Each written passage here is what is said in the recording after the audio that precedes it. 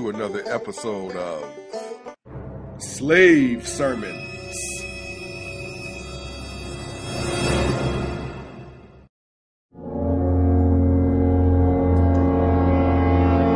But God really began to chastise me several months ago, and just to say, you can't worry about what a few might think. You have to teach people to give. Sometimes, though, people will try to not give money and give other things in the place of that, and I think the Bible is pretty specific about the money thing.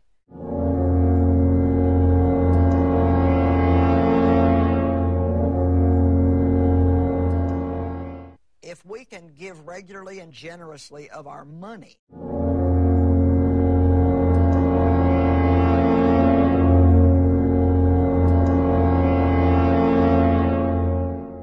are important, but I just don't like for people to say, well, I'm not going to give money, but